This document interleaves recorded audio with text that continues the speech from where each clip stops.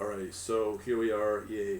Okay, I'm not sure. Sorry about the delay there. Um, Hello, everybody. Brian here, quantlabs.net. Just wanted to let you know the synchronization between my streaming software and YouTube's pretty bad. Anyways, we got it working, got it figured out, I think. So what I'm going to do now, let me just transition to my screen here. Alright, so if you got any questions, just give me a chat on the chat. What we're going to do is I'm going to go through the different available pairs that we've got. These were picked up on my harmonic scans right here using MotoWave. And I want to just go through what we can learn from all of them if we have a long-term day trade opportunity or a more of an investment type of scenario. So in here we have available longs and shorts. So it's probably better off just to go with the shorts because that's what people are more used to. And if you want, just type it away in the chat. I have no idea if this is working or not. But ways YouTube set it up. I don't know. Anyways, let's hold on here.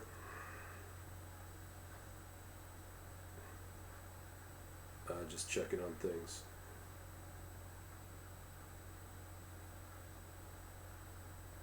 Alright, so I don't know what's being said there. So let's go over the shorts. I just want to get through this stream. Mind you, thanks for letting me know. So number one here is let's go through these. So as I said, these are opportunities. I only deal with there's a 4-hour scan for harmonic as well as excellent rating or very good. That's all I deal with on MotoWave. So these are pretty well the top picks that I can see. So the first one we're going to look at is the Euro CHF. If you just want to type something in the chat, I'd be appreciated just to know that this works. Alright, so this is pretty well long term. This is a 4-hour chart, Euro CHF, as well as a monthly view. This is typical trending. So you can see here, this is using ONDA data. This goes all the way back to, in this case, 2003, so 15, 20 years for most of these pairs. You can see here, this is a typical trend that we've had up until around 2008, 7, 8, when they started loading up debt in the West, and it just killed it off. And then here we go. And then it gets to a point where it just goes flat. So that's been going on for the last 5 years. So very typical pattern here, even on a weekly pattern. Essentially, a lot of these currencies are useless to hold. I just don't think there's just better places to go, in my opinion. As you can see here, on a weekly basis, pretty well kind of useless. Anyways, so as it stands right now, you just don't want to trade that, what I just showed you.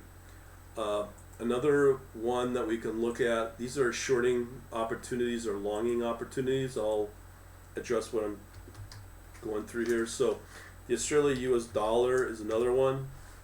So this is a monthly view. As I said, typical peak somewhere up to 2011, and it just drops from there on a monthly view, and it goes a little bit of a range bound, but there's just not much money to be made there compared to crypto. I think that's why crypto's doing fairly well.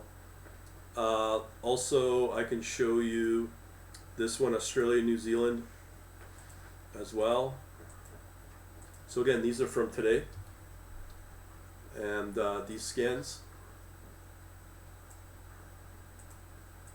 getting all kinds of errors from YouTube, but what do I care? I'm just going to keep plugging along. So we have Australia USD. Just put it in there, USD.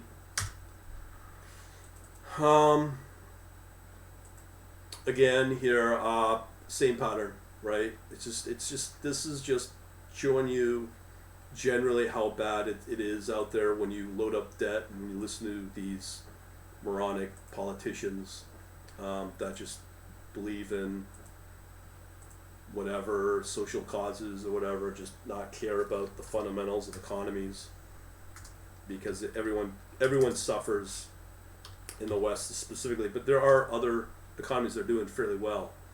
Here's another one, Australia, New Zealand, again, peaks at 2011, declines, and then just goes range bound where you're not going to make any money here at all.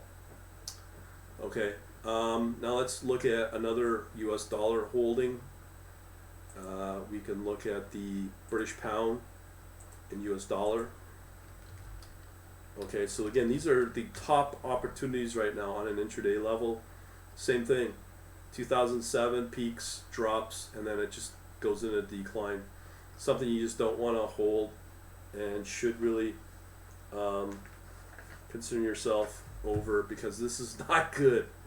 You know, the opportunity to make money in currencies was up until around maybe at 2011, and just drops off like crazy. This is obviously because of the financial crisis, but I'm just not convinced this is the place to be. Another one we can look at is Australia Hong Kong dollar. You would think Hong Kong, because hey, it's China, it's doing well. It's the same pattern. Doesn't matter where it is. Same thing.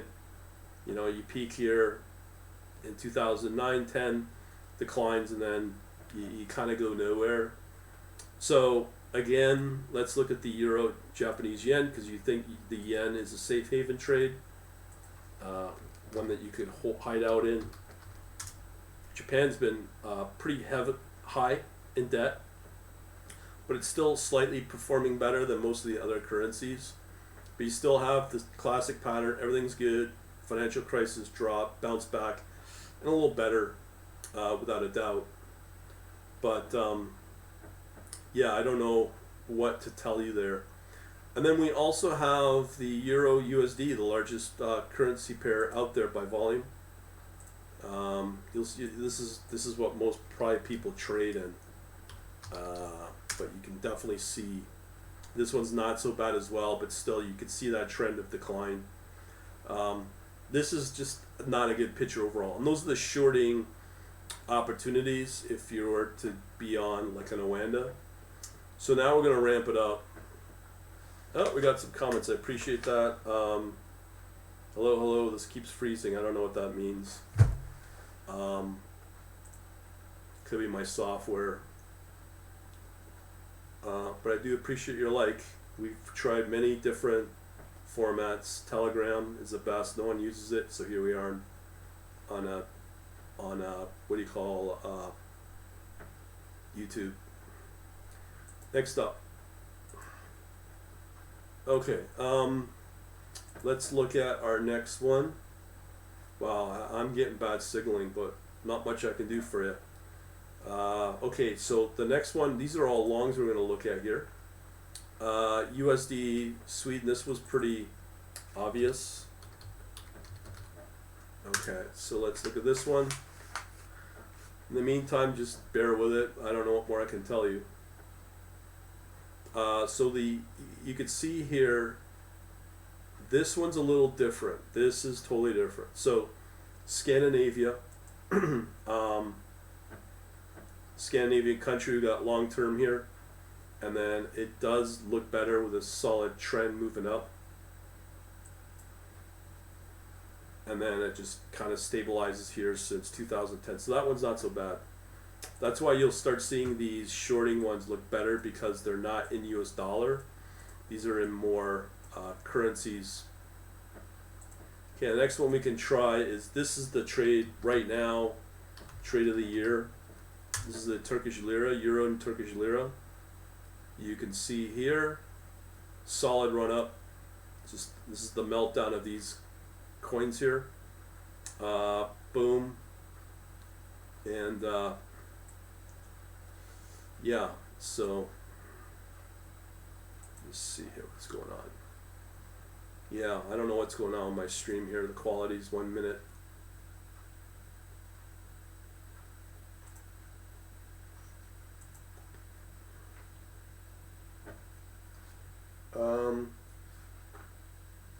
Anyways, I'm recording, so I'll probably have a different version. Next up, we have Euro TRY. Okay, that's still in play. That's doing pretty good. Then we also have, but I want you to compare between Euro and US dollar. Okay. Yeah, let me do, I'll keep that up. So I'll do the US dollar and Turkish lira. So these are the kind of trades that are doing well now, not the Western ones. The currencies are not that strong. And you can see this one is just as good as Euro versus US dollar and Turkish lira. It's pretty similar.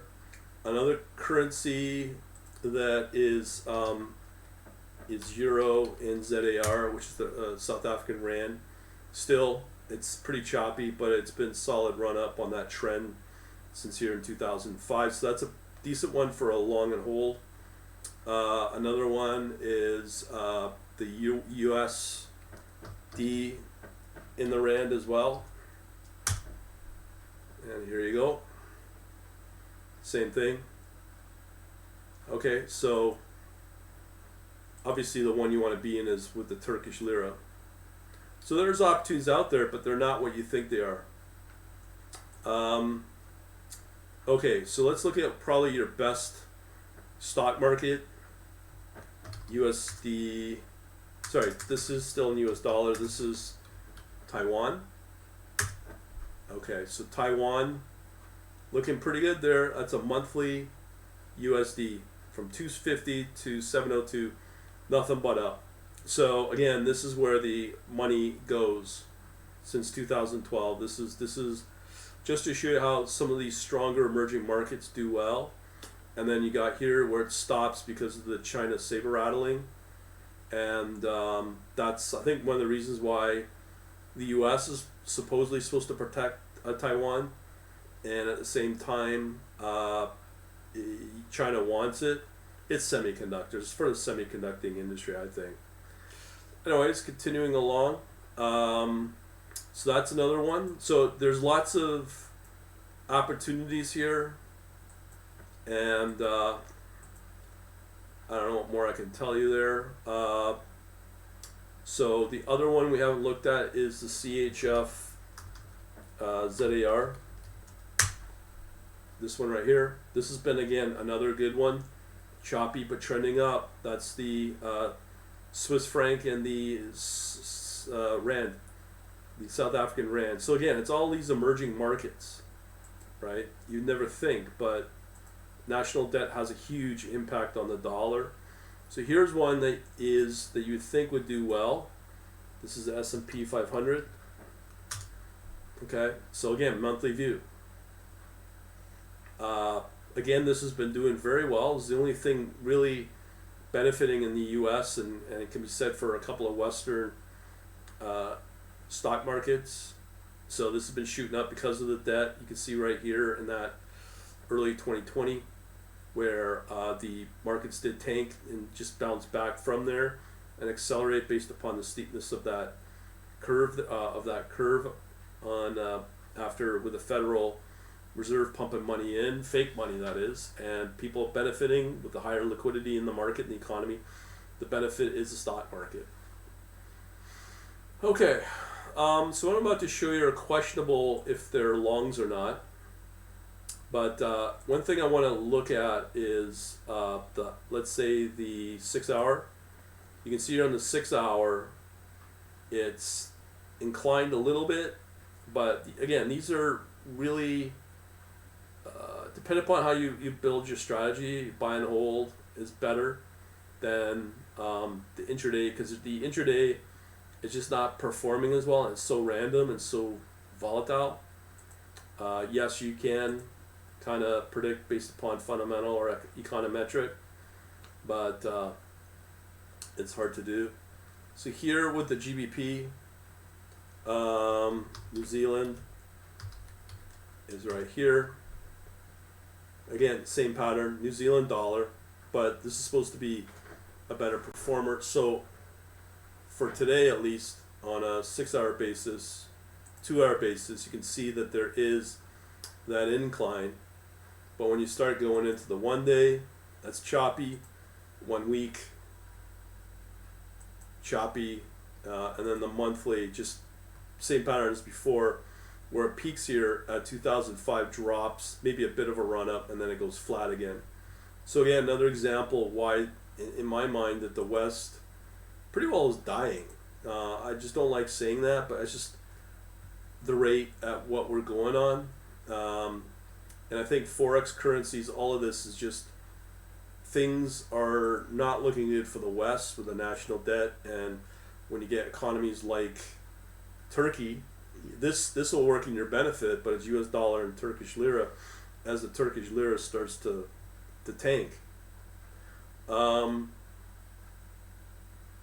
So let's look at some other ones as well. This could be a typical oil trade, but let me first look at WTI and Brent crude. So here we've got the BCO, Brent crude oil, very choppy yet again. That's a monthly view. It's a good rally right now. That's the inflation trade as well, as they call it. But look at the daily, good run up, drops back, and then may start to recover. I wouldn't say good things about yesterday, but again, decent rally since January. But again, just different views of the market. But again, when you look at the monthly, it's just all over the place. So you got to be timing your trades right on which way you want to go with oil. And let me just pull up the WTI as well. So this is Western Texas, Western Texas oil. And you can see the same, very similar pattern, probably exact same pattern as Brent crude, okay, on the 1 day as well. So we'll leave that. And how does it impact some of the oil currencies? Canada is one of them. So again, when you look at the British pound, the USD against Canadian, as I said, Canada is an oil commodity. It's looking good there on a monthly basis. And that's what's probably keeping us afloat. Big decline, drop back, and it stabilizes our currency in US dollar and Canadian. Doesn't mean it's still the best performer, it just stabilizes our situation. So the next one we go to is Norway. Oh, again, let me just show you the intraday here as well on the 2-hour. Again, good little rally since the 11, drop back and then pull back. But again, can you trade this somewhat? Can you apply leverage? Maybe. It's predictability. That's what we're all after.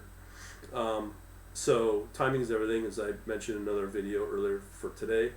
So let's look at Norway, see if it's similar, because Norway is a big oil producer. So does that look like the US Canadian? Very similar. And that again is on the 2-hour time frame. So there's Canada. Let me close up some of these coins here, or these instruments.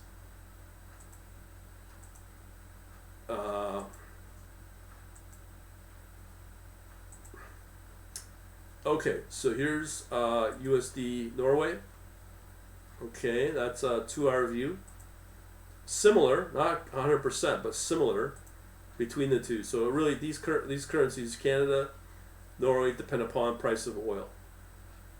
So on the monthly view, not too bad. It does trend up. So the Norwegian's a little better than the Canadian. Right here. I'd say Canada's got a bit of a more diverse economy, so it's a little better, but not much. But it's just, I'm about looking for best places to go. So oil affects it, both these economies, Canada and Norway. So let's look at Europe and Hungary. Hungary is an interesting one. Very, like, this is an Eastern European country doing well. Just as an example, I could bring up Poland as well, but Poland just doesn't have the same, I just don't see the same with Czech. But Hungary is one of them. This is a monthly chart. You can see that nice solid trend up. Poland doesn't show it. Czech doesn't show it. But here on the monthly view, Hungary shows it. So this is a good long-term investment based upon the economy of Hungary. And intraday, it is choppy again, but it is trending up. So again, for that's a pretty good one to be in. Anyways, let's move on. India. So this is another probably stellar outside of Taiwan. India is looking good too. You're clearly not going to see China if that's who you're looking for. Maybe a controlled market, but again, look at this. Look at this bounce back on that steepness of that curve. Let me show you that with what I showed you before with Taiwan. Twix and US dollar. So right now, some would say that the US markets are the best, but right here up until the last few months, I would say Taiwan, but India looks really strong as well, except for the last 2 months maybe, but that's still very strong. Again, when you compare that steepness of that curve where Taiwan was literally much steeper than India. And the other thing is, let me just show the, what's it called? Let's say the SPX for US. So here, let me show the monthly. It's not that steep. It's a good trend long term since here in 2009, I believe. Yeah, April 2009. That's pretty good long term, but you can get other markets internationally that will outperform it. Namely, up till recently, India 50, and definitely Taiwan, because you can see that huge steepness. Again, compare that to the S&P, right? So let me just close this out. So, and the other thing, what you can look for is how steep with this virus is it affected, and you can see it's quite steep. You know, you're going from, let's say, price here at 12,100 all the way down to 11,188, and just do a comparison with Taiwan. It's not as extreme for Taiwan, and still as extreme for India, but it just bounced back a lot better. So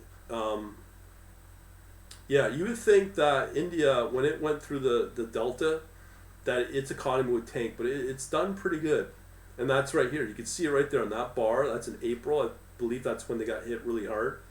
And they barely they came out of it fairly unscathed.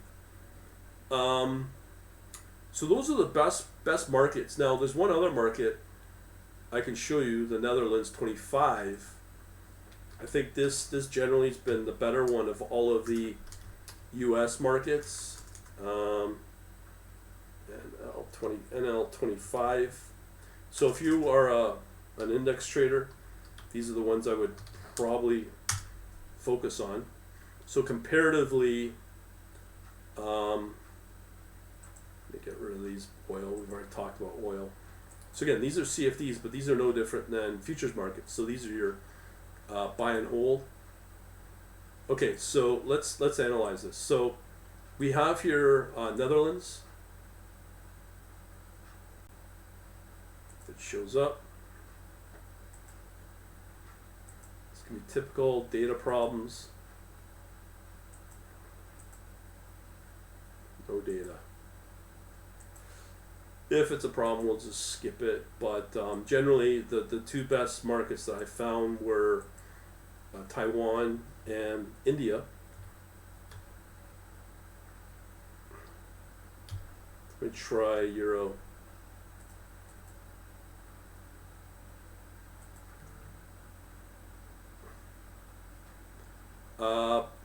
There you go.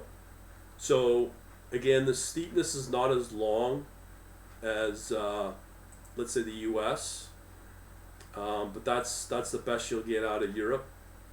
Taiwan, totally different story. India, same thing. Just got longer trend. So Netherlands is not the best. So if I was to focus even on, let's say Germany, their market, can't remember the name. Let me see here. I can't remember the Deutsche 30. Okay, just compare it between Netherlands and Germany. Okay, so that's the monthly view, and then we have Germany. It's still a good trend there. Yeah, it's nowhere as good as Netherlands, right? So there's no point in talking about it. England, UK is not that strong either. But that's that.